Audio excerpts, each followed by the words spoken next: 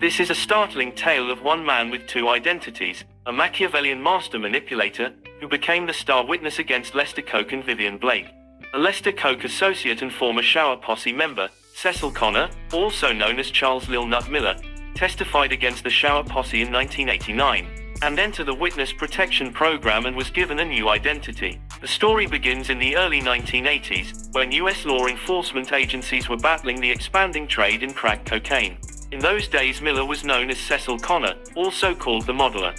Connor was born in St. Kitts, however he grew up on the tough streets of Kingston, Jamaica. In 1977, at the age of 17, he was arrested and charged with armed robbery for shooting an owner of a grocery store. He was sentenced to 25 years in prison, and escaped in 1983 and fled to the United States, where he went to work for the notorious Showa posse based in South Florida.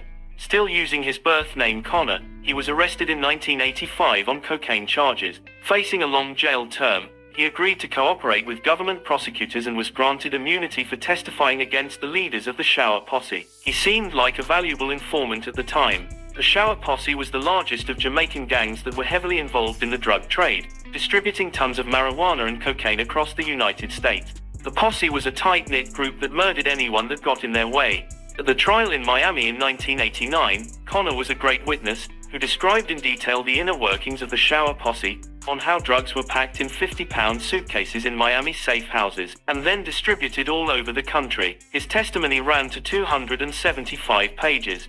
However, under cross-examination, some of Connor's dirty secrets began to emerge, including his criminal activities in the underworld of Jamaican politics. An asset of the CIA, Connor claimed the CIA trained him and other members of the Showa posse to fight political wars for the Jamaican Labour Party through killing and spying. Connor said he would stuff ballot boxes and intimidate voters to help the JLP win elections. He also testified, according to court records and documents, that he escaped the Jamaican prison using political connections in 1983 and came to the United States, where he became a trusted member of a brutal Jamaican drug gang known as the Showa posse.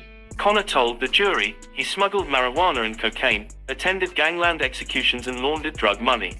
However, most shocking of all was his confession of his role in a quintuple murder at a North Miami crack house in November 1984. The dead included a pregnant woman, executed as she knelt in prayer. Although Connor said he was not the executioner, he admitted being present, armed with a machine gun for backup.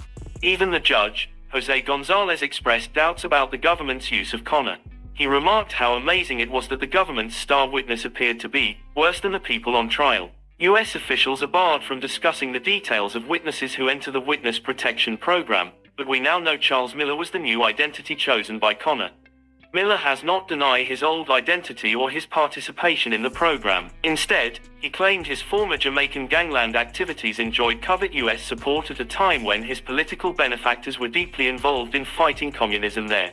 Also, public records in St. Kitts show that on July 30, 1991, Cecil Emmanuel Connor legally registered his new name, Charles Emmanuel Miller, after Connor was entered into the Witness Protection Program and changed his name to Charles. He escaped the program, slipped back into St. Kitts and resumed his connections with the Colombian cartels and continued drug trafficking. In 1994, more than 1.5 tons of Miller's cocaine, on its way from Colombia to the United States, disappeared from a hiding place on an isolated beach in St. Kitts.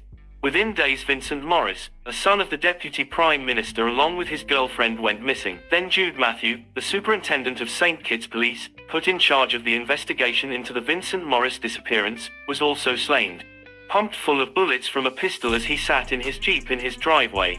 In 1994, Miller was eventually extradited to Miami after having fought for 4 years to stay in St. Kitts, where he had terrorized the population. Later, he insisted that he had been targeted in a political plot after working for the U.S. government for years. After 6 days of gripping testimony and 4 hours of deliberation, a Miami jury convicted former U.S. federal witness Charles Little Nut Miller on narcotics charges, ending one of the most bizarre and long-running tales in America's war on drugs.